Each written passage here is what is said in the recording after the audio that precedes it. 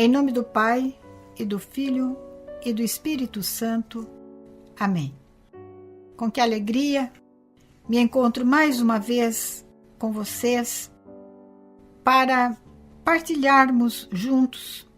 Na verdade, para eu ter a oportunidade de passar para vocês o que eu tenho no meu coração com relação à nossa querida Comunidade Católica Nova Aliança. A vocês que são os herdeiros de linha de frente da nossa comunidade, os nossos queridos aliados fraternos.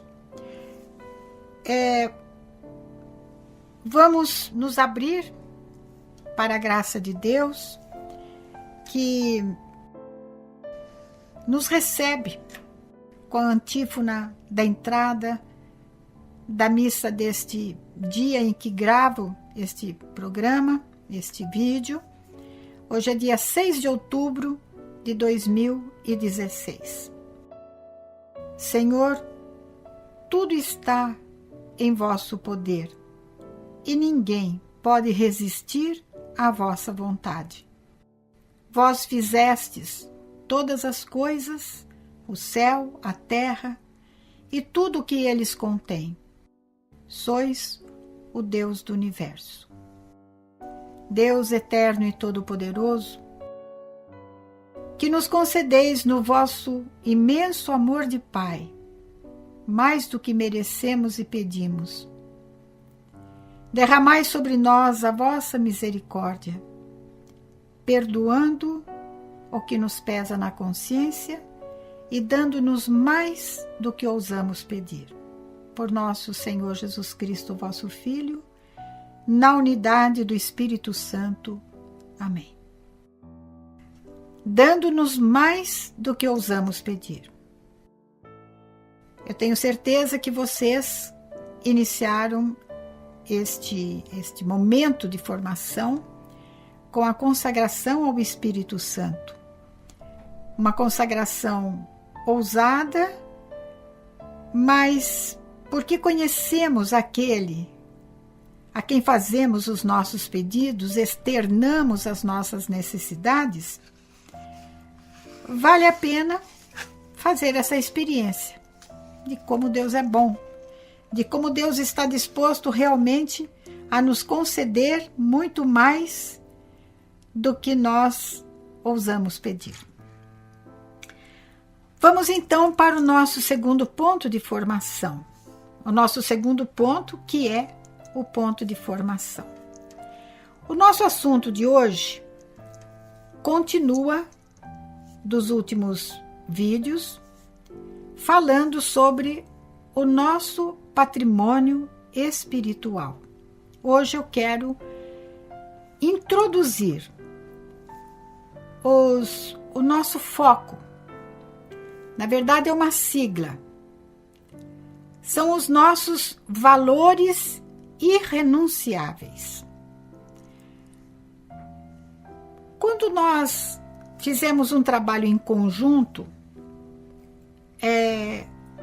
o grupo que trabalhava chegou à conclusão que nós temos 4 valores reconhecidos e que permanecem desde o começo da nossa comunidade até os dias de hoje. Vejam, são valores que permanecem.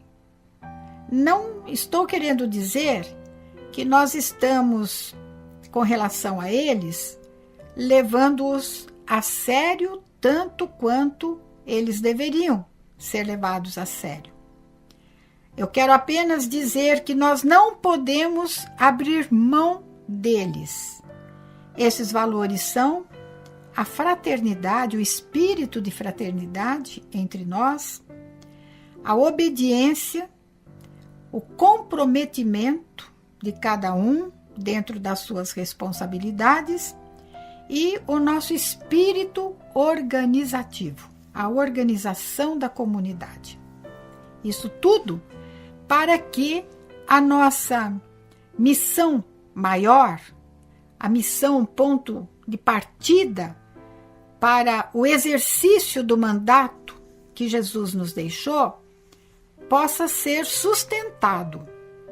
Para outras comunidades, para outras realidades eclesiais, certamente os valores poderão ser outros. Para nós, são esses os valores.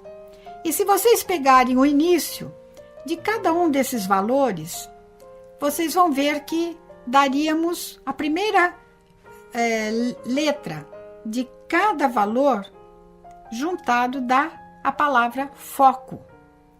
F de fraternidade, O de obediência, C de comprometimento e O de organização.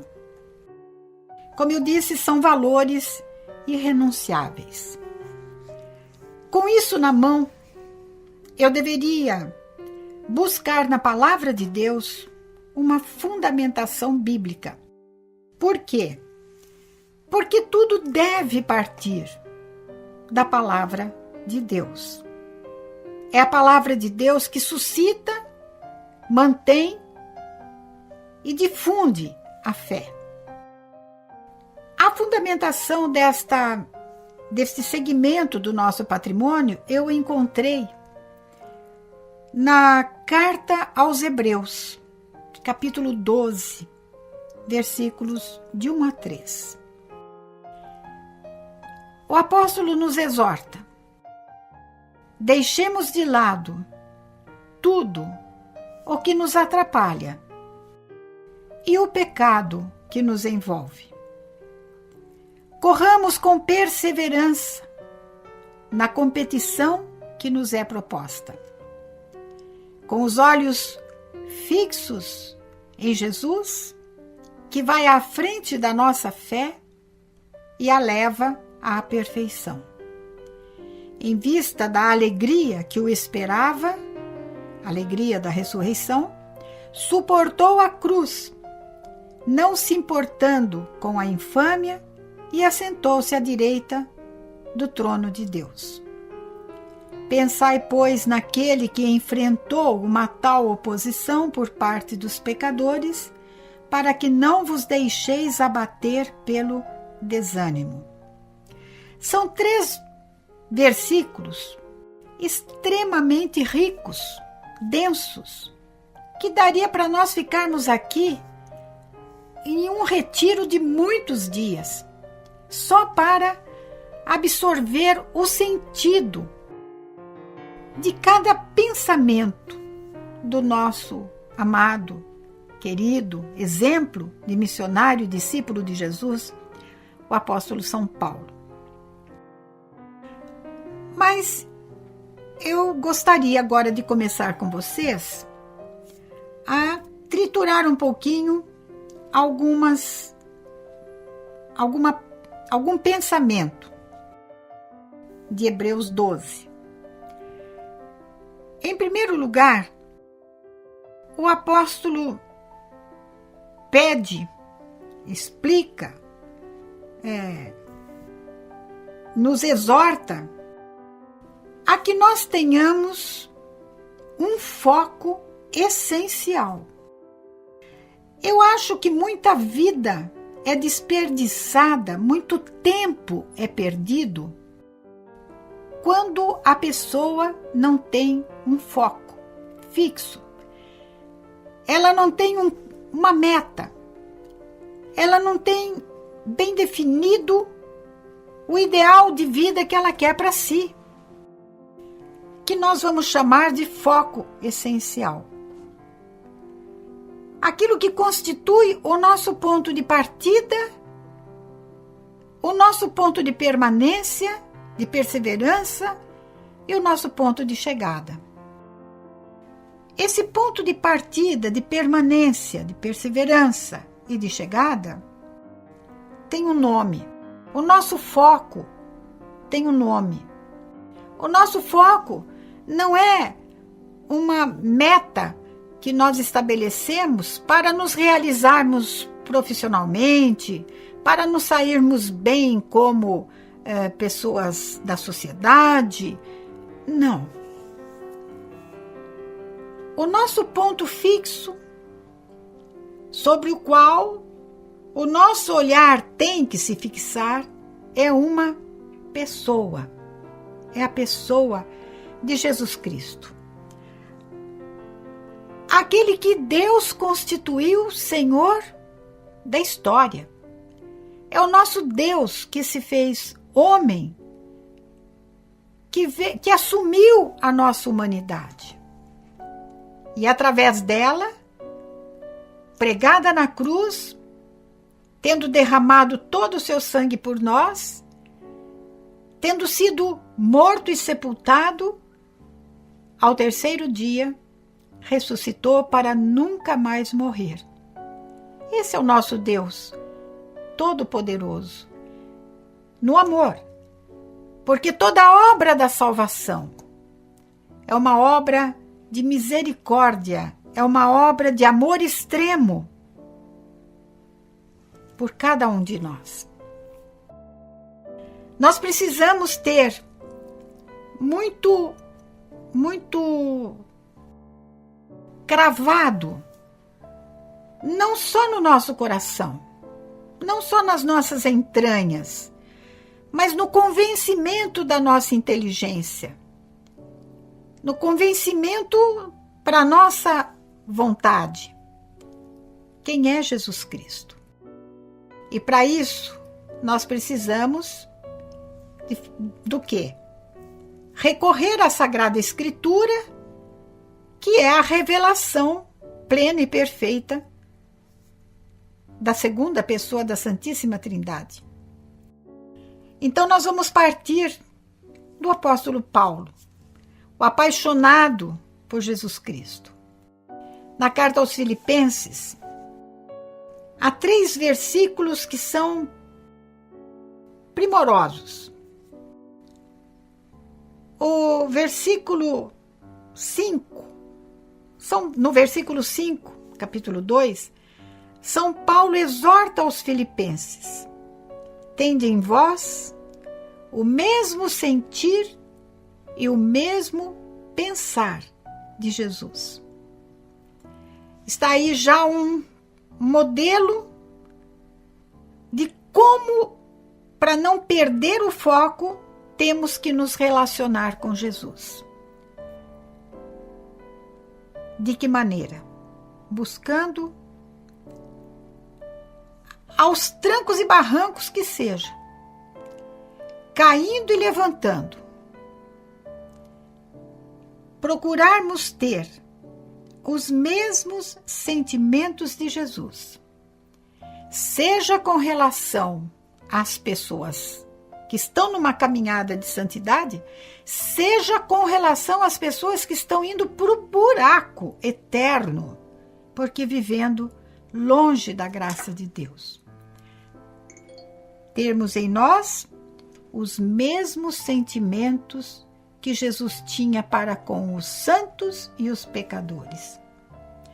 Não só os mesmos sentimentos, nós precisamos ter também o mesmo pensar de Jesus, os mesmos pensamentos. Isto é, aquilo que Jesus veio ensinar,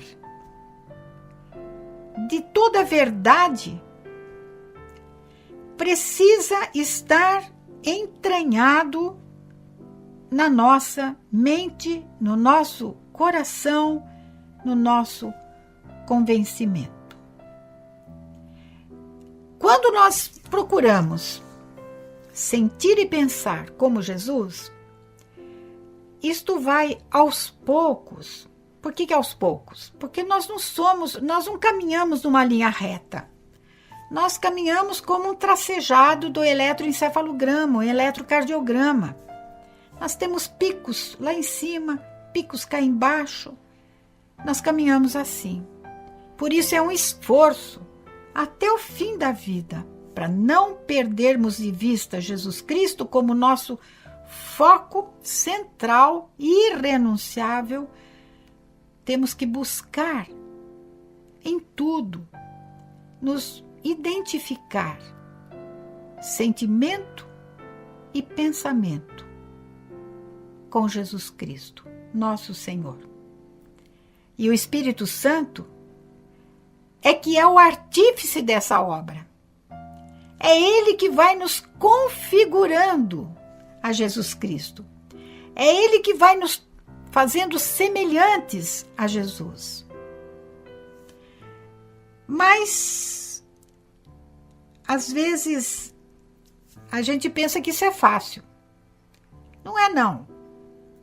Entre esse versículo 5 e os versículos 9 e 10, do 2º capítulo aos Filipenses, São Paulo descreve um pouquinho o servo sofredor, dizendo que Jesus humilhou-se, obedecendo até a morte e morte de cruz.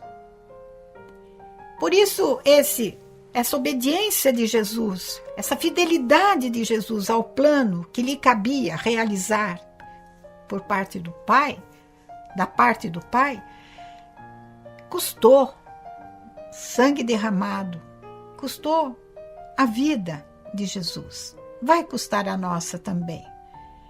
Não é fácil lutarmos contra a nossa natureza, que ora nos faz perceber sentimentos e pensamentos muito carnais, muito longe do mundo do espírito.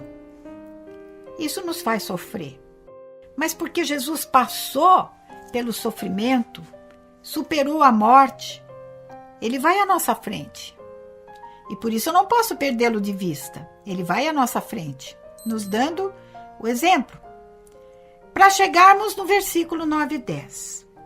Por isso, porque humilhou-se, obediente até a morte e morte de cruz, Ele foi exaltado acima de tudo e recebeu um nome que está acima de todo nome, e diante do qual todo joelho se dobra e toda língua confessa: Jesus Cristo é o Senhor.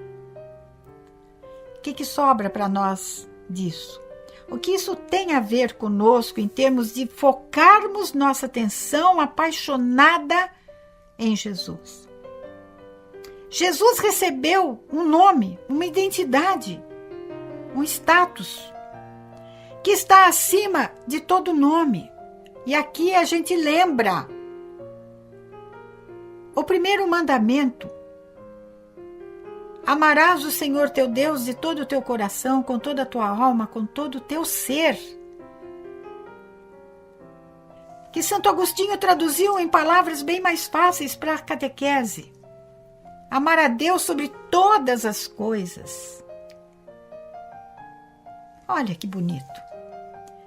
Por isso Jesus, que viveu este amor pelo Pai sobre todas as coisas, e o amor pelo Pai traduzido em prática, através do amor aos homens, a cada um de nós, Ele recebeu o nome que está acima de todo nome. Ter o nosso foco em Jesus é não colocar ninguém, nome de ninguém, isto é, pessoa alguma, acima de Jesus. Nada colocar acima do amor a Jesus. Todos os nossos amores maravilhosos, humanos, o amor do pai pelo filho, da mãe dos pais pelos filhos, dos filhos para os pais, o amor conjugal, o amor fraternal, o amor entre nós, né? Socialmente falando, por mais intenso que seja e por mais natural que seja, por mais forte que seja, não pode estar acima do amor por Jesus Cristo. E como é que eu mostro este amor irrenunciável por Jesus? É quando a vontade dele prevalece sobre a minha vontade e sobre a vontade dos outros, quando essas duas vontades estão no sentido oposto da vontade do Senhor. Mas ainda uma terceira palavra de Paulo. E esta é bem completa. Fundamenta muito a nossa fé na humanidade e na divindade de Jesus. Está em Colossenses, capítulo 1, versículos de 13 a 19. Foi Ele que nos livrou do poder das trevas, transferindo-nos para o reino do seu Filho amado, no qual temos redenção, o perdão dos pecados. Nem o pecado, que é a maior praga deste mundo, é a maior desgraça que pode acontecer na minha vida pessoal, na vida de cada um de vocês, tem a última palavra. Por quê? Porque já fomos mergulhados no poder do Pai, do Filho e do Espírito Santo. Já fomos batizados. Somos filhos de Deus, redimidos pelo sangue de Jesus. Foi Ele que nos transportou, nos arrancou das trevas para o reino de Jesus, para o seu reino, o Filho amado. Porém, isso, enquanto nós estamos caminhando nesse vale de lágrimas, nós caminhamos tropeçando. Uma vez ou outra, caindo. Uma vez ou outra, caindo gravemente. Graças a Deus, a maioria dos nossos tombos são tropeções, né? Não chega nem a ser tombo, mas quando é tombo feio, mesmo assim, nós temos a força, porque somos focados em Jesus para levantar, para ir a Ele e pedir de novo: Senhor, tira-me deste mundo de trevas e recoloca-me no teu reino de paz. Continua São Paulo aos Colossenses. Ele, Jesus, é a imagem do Deus invisível. Ele é o primogênito de toda a criação, pois é nele que foram criadas todas as coisas, no céu, na terra, os seres visíveis, os invisíveis, tudo foi criado por ele e para ele. Mais uma razão fortíssima para não termos outra meta na nossa vida. Não estou falando que isto é um privilégio só de sacerdotes, só de religiosos. É seu privilégio, queridos leigos. Seu privilégio. É seu direito, mas é seu dever também. Colocar Jesus Cristo como o ponto mais alto da sua vida. Não tem outra maneira de sermos cristãos senão assim. Porque Ele tornou a divindade visível na sua humanidade. Olhando para Jesus, não é a figura física de Jesus, porque nós que vivemos agora não temos essa experiência. Mas olhando para os gestos de humanidade de Jesus, para suas palavras, o trato que ele tinha com as pessoas, o trato que ele tinha com o Pai, o trato que ele tinha para com os pecadores, os hipócritas, os fariseus, doutores da lei, o trato que ele tinha para com os miseráveis. O jeito dele ser revela para nós quem é ele. E o modo como nós, para não o perdermos de vista, temos também que nos comportar. Ainda, São Paulo. Ele, Jesus, existe antes de todas as coisas. E nele todas as coisas têm consistência. Todos os nossos projetos podem ser inteligentemente bolados, arquitetados, dentro da mais perfeita sintonia com os dados da ciência própria das organizações. Mas se não formos, se não tivermos tudo isso nele, por ele, com ele e para ele, nada terá consistência. Podemos encher o nosso auditório de pessoas. Podemos ter pregações ungidíssimas. Mas, se tudo isso for construído em cima de uma natureza simplesmente humana, diante de valores meramente humanos, sem o centro de interesse nosso ser por e para Jesus, nada terá consistência. Isso é a palavra de Deus. Ele existe antes de todas as coisas, porque Ele é eterno como o Pai é eterno. E nele todas as coisas têm consistência.